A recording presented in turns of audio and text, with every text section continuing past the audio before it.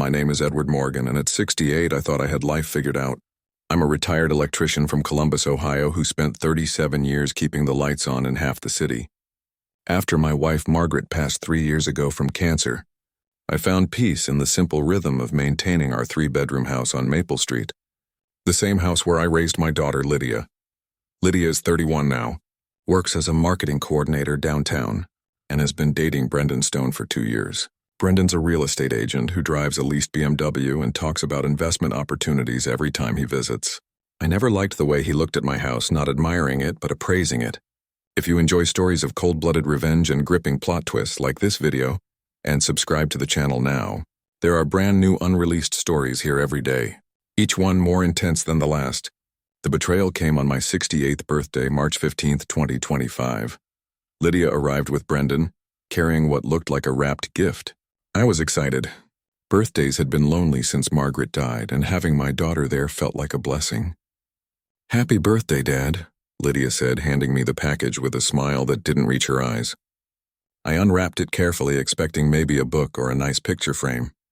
Instead, I found a glossy brochure for Golden Years Assisted Living, a nursing home 40 minutes outside the city. "What's this?" I asked, genuinely confused. Brendan stepped forward, putting his arm around Lydia's waist.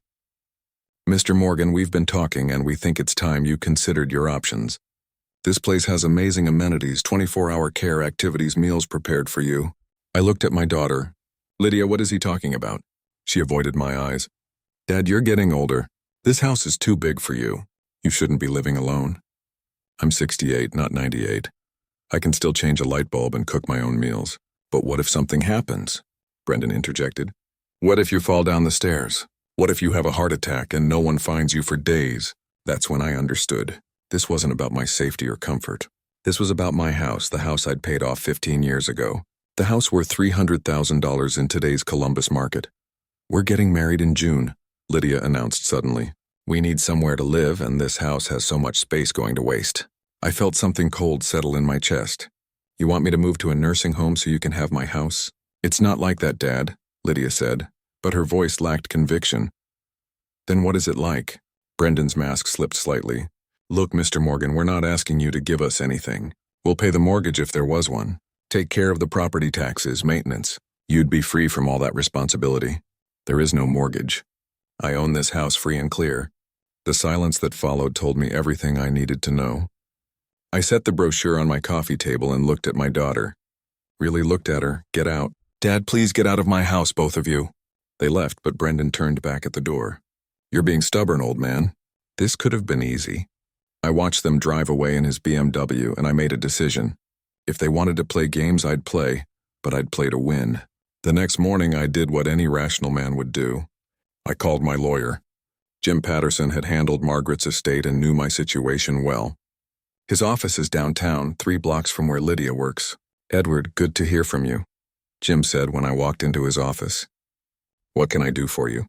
I showed him the nursing home brochure and explained the situation. Jim's expression grew serious as I talked. "They can't force you out of your own home," he said firmly. "But Edward, I have to ask, are you experiencing any health issues, memory problems, anything they could use against you?" "I'm sharp as a tack, Jim. I still do my own electrical work, balance my checkbook to the penny, and beat my neighbor at chess twice a week." "Good. Let me ask you something else. Do you have any documentation of this conversation? Any texts or emails about the house?" I shook my head. They were smart enough to do it face to face. "Then we wait. If they're planning something, they'll get greedy and make mistakes. In the meantime, I want you to start documenting everything. Every conversation, every visit, every phone call." That afternoon, Lydia called. I let it go to voicemail. "Dad, it's me. Look, I'm sorry about yesterday. Maybe we came on too strong. Can we talk? Brendan has some ideas that might work better for everyone." I saved the message and called Jim back. "They're already reaching out," I told him. "Don't respond yet. Let them sweat a little." Over the next 2 weeks, the calls kept coming. Lydia, then Brendan, then both of them. Each message was slightly more desperate than the last. Finally, I called Lydia back. "Dad, I'm so glad you called. Can we come over tonight? We have a proposal." "Fine." 7. They arrived right on time. Brendan carrying a folder full of papers. This time they sat on my couch like they owned the place. "Dad, we've been thinking. Lydia began. Maybe the nursing home isn't the right fit, but this house really is too big for you. Brendan opened his folder. I've been doing some research. There are some beautiful senior apartment complexes in the area, one-bedroom units, maintenance included, community activities much more appropriate for your lifestyle. He slid a brochure across my coffee table. Sunset Gardens Apartments, 55 and older community, very prestigious.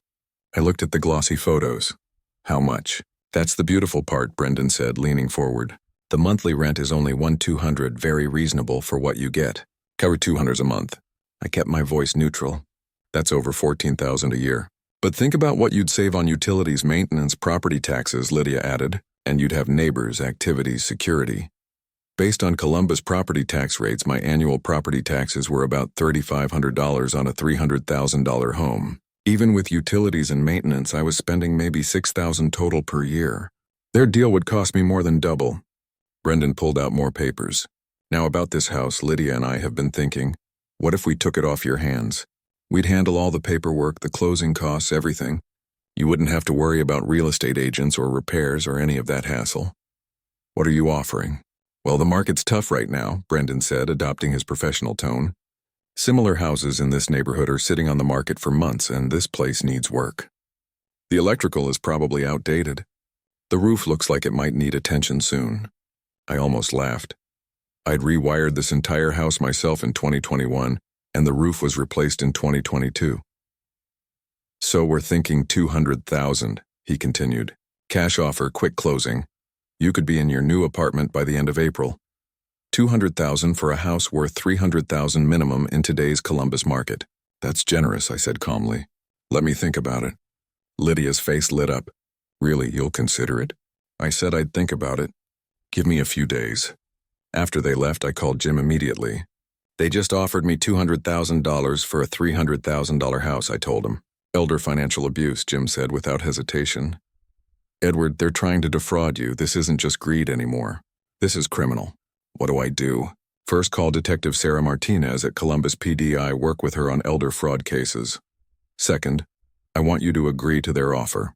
What, agree to it? But tell them you need everything in writing first. Every promise, every detail. Once they put their fraud on paper, we'll have them. The next day I called Lydia. I've thought about your offer. I'm interested, but I want everything documented properly. Dad, that's wonderful. Her excitement was almost pathetic. Brendan can draw up all the paperwork. No, I want my own lawyer to review everything first. Standard procedure. There was a pause. Of course, Dad, whatever makes you comfortable, good.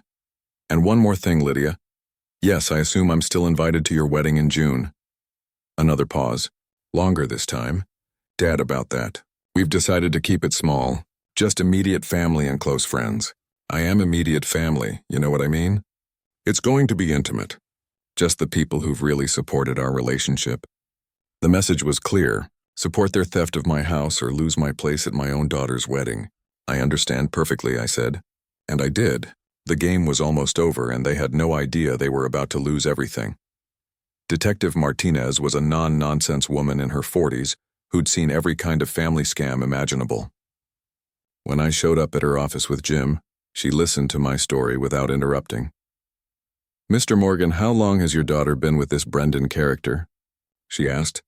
2 years, but the pressure to sell only started after they got engaged last Christmas. She nodded. Classic pattern.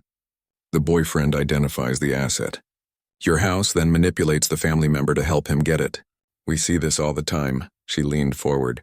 The nursing home brochure as a birthday gift is particularly cruel. Shows premeditation. What do we do now? Jim asked. We let them hang themselves. Mr. Morgan, I want you to wear a wire to your next meeting with them. If they put their offer in writing and we get them on tape discussing the fraud, we'll have enough for charges. 3 days later, Brendan called.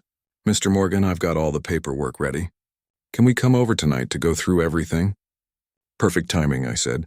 That evening, I sat in my living room with a recording device taped to my chest, feeling like I was in some cop show. But this was real.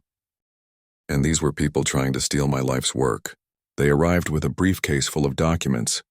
Brendan spread them across my coffee table like he was conducting a board meeting. Okay, Mr. Morgan, everything's here. Purchase agreement, closing documents, even a lease application for Sunset Gardens. He smiled that practice smile. I took the liberty of putting you on their waiting list. I picked up the purchase agreement, $200,000 for a house I knew was worth at least $300,000. This seems low for today's market. Dad, you have to trust Brendan, Lydia interjected. He knows real estate. The market's really soft right now and this house needs a lot of work. What kind of work? Brendan pulled out his phone and started scrolling. Well, I noticed the electrical panel in your basement is pretty old. Probably not up to current code. That's easily $40,000 in updates. And the kitchen hasn't been renovated since the 90s. Another $40,000 minimum. I'd installed that electrical panel myself in 2021, following every code requirement. The kitchen had been updated in 2020 after Margaret got sick. Plus, property taxes keep going up in this neighborhood, he continued. Your annual taxes are what, $3,500? At Sunset Gardens, you won't have any property taxes to worry about. Just $200 a month in rent, I said, which includes everything. Utilities, cable, internet, maintenance. It's actually a bargain. I did the math quickly. Forcing 212 was $14,400 per year, 4 times my current property taxes and nearly double my total housing costs. This all looks good, I said, signing the papers. When do we close? I've scheduled it for April 28th, Brendan said. That gives you time to pack and get settled at Sunset Gardens. Your move-in date is May 10th. Lydia squeezed my hand. Dad, you're making the right choice. You're going to love it there. I'm sure I will. By the way, have you set a date for the wedding? They exchanged a look. June 7th, Lydia said quietly. A month after I move. Perfect timing. Dad, about the wedding, Lydia started. Let me guess. Still not invited. Brendan cleared his throat. Mr. Morgan, we appreciate everything you're doing for us. But the wedding is really just for people who've been supportive of our relationship from the beginning. And I haven't been supportive. You haven't exactly been welcoming to me, Brendan said, his mask slipping slightly. Every time I come over, you act like I'm some kind of criminal. Interesting choice of words, I said. After they left with the signed papers, I called Detective Martinez. We got it all, I told her. The fraudulent purchase price, the lies about needed repairs, everything. Excellent. Now we wait for the closing. Once money changes hands, we can arrest them for elder fraud. But Edward, I have to warn you. Your daughter's going to face felony charges too. I understand. But I also had one more card to play. The next morning, I drove to Riverside Chapel, where Lydia and Brendan had booked their wedding. I'd done electrical work there 15 years ago and knew the manager. Carol Stevens, Aunt Edward, how nice to see you, Carol said when I walked into her office. I heard Lydia's getting married here next month. You must be so excited. That's actually why I'm here, Carol. There's been some confusion about the guest list and I wanted to make sure I wouldn't be turned away at the door. Carol looked puzzled. Turned away? Edward, you're her father. Of course you're invited. Could you check the list for me? I just want to make sure there wasn't a mistake. She pulled out a thick folder and flipped through several pages. Here it is. Morganstone wedding, June 7th. I don't see your name on the guest list. That's what I was afraid of. Edward, there must be some mistake. Let me call Lydia right now and sort this out. No, don't do that. There's no mistake. They deliberately didn't invite me. But Carol, I have a favor to ask. I explained the situation, not the fraud, just the family conflict and my daughter's decision to exclude me from her wedding. That's horrible, Carol said. Edward, this is still a house of God. If you want to attend your daughter's wedding, you have every right to be here. I don't want to cause a scene. You won't be causing anything. They will be if they try to remove a father from his daughter's wedding. She leaned across her desk. Edward, I've been managing weddings here for 20 years. I've seen every kind of family drama imaginable. But a daughter excluding her father, that's just wrong. So you'll let me in? I'll do better than that. I'll save you a seat in the front row where you belong. As I drove home, I felt a calm satisfaction I hadn't experienced in months. April 28th was still 2 weeks away. June 7th was 6 weeks away. They thought they were so clever, manipulating an old man out of his house and his place in his daughter's life. They had no idea what was coming. April 28th arrived faster than expected. I sat in the closing office at First National Title, watching Brendan and Lydia count their chickens before they hatched. The closing agent, Mrs. Henderson, spread the documents across the conference table. Mr. Morgan, this is a significant transaction, she said. Are you sure you understand what you're signing? I understand perfectly, I replied. Brendan couldn't hide his excitement as he signed document after document. Lydia kept glancing at me nervously. probably wondering why I seemed so calm about losing my house. "The funds will be wired to your account by end of business today," Mrs. Henderson told me. "Excellent," I said. "I'll need that money for my legal fees." "Legal fees?" Lydia asked. "Oh yes, did I forget to mention? Detective Martinez will be contacting you both shortly." The color drained from Brendan's face. "What are you talking about?" I stood up calmly. "Elder fraud is a felony in Ohio. Conspiring to defraud someone out of their property through false claims and manipulation carries a sentence of up to 8 years in prison."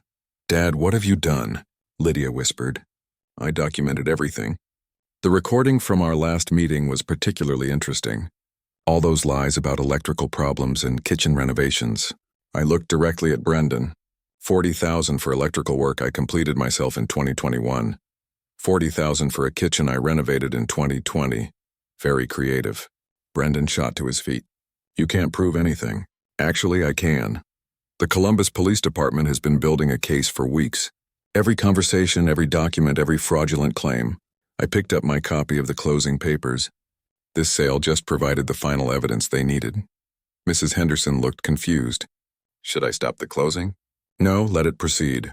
They're going to need this house to pay for their legal defense." As I walked toward the door, Lydia grabbed my arm. "Dad, please. We can work this out. The time for working things out was when you handed me that nursing home brochure for my birthday, or when you disinvited me from your wedding for not cooperating with your theft. We didn't mean to hurt you." "Yes, you did. You calculated exactly how to hurt me most efficiently." I gently removed her hand from my arm. "But don't worry. I'll still be at your wedding."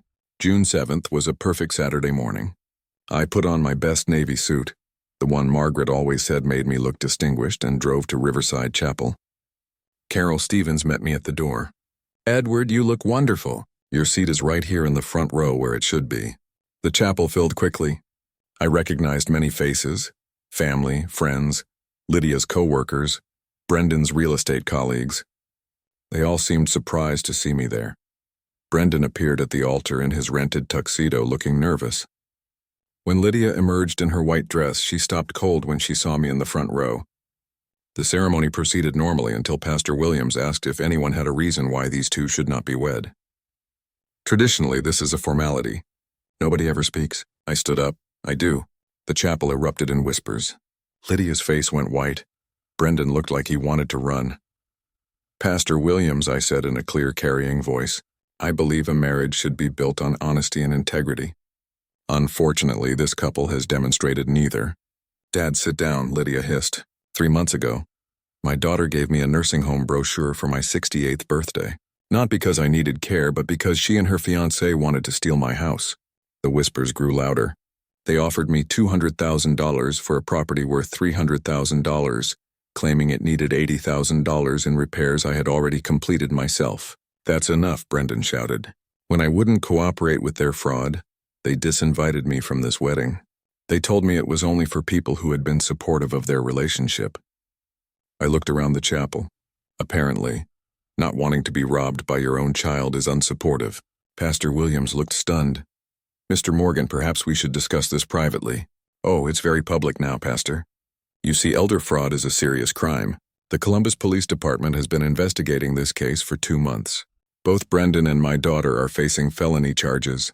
Several guests pulled out their phones. Others started whispering more urgently. The irony is beautiful." I continued. "They wanted my house so badly that they committed multiple felonies to get it. Now they'll need to sell it to pay for their legal defense." Brendan finally snapped. "You vindictive old bastard. We were trying to help you. Help me by lying about needed repairs, by manipulating me into an assisted living facility that cost 4 times my property taxes, by cutting me out of my own daughter's life unless I submitted to theft." I shook my head. "That's not help, son. That's elder abuse." Lydia was crying now, her makeup running down her cheeks. "Dad, please stop. You're ruining everything." "No, sweetheart. You ruined everything when you chose greed over family." I turned to address the entire chapel. "I raised my daughter to be honest, generous, and loving. Somewhere along the way, she forgot those lessons. Maybe prison will remind her." I walked toward the exit, then paused at the door. "For what it's worth, I hope you find happiness someday. Real happiness built on something other than fraud and manipulation." The chapel was dead silent as I left. Detective Martinez arrested them both the following Monday. The local news picked up the story. Daughter and boyfriend charged in elder fraud scheme. Brendan's real estate license was suspended pending investigation. 6 months later, they both plead guilty to reduced charges. Lydia got 2 years probation and community service. Brendan got 18 months in minimum security prison. I bought my house back from them at the foreclosure auction for $170,000. Justice has a sense of irony. I still live here on Maple Street. Still beat my neighbor at chess twice a week. Still do my own electrical work. The difference is I'm no longer waiting for phone calls from a daughter who saw me as a problem to be solved, rather than a father to be loved. Sometimes the people who hurt us most are the ones we trusted most. But sometimes if you're patient and strategic, the truth finds a way to surface. And when it does, it's more powerful than any revenge you could have planned. If you enjoyed this story, please like this video and leave a comment letting me know what you thought. And if you're not already subscribed to the channel, please subscribe and hit the notification bell to get alerts about new stories like this one. Thanks for watching, and I'll see you next time.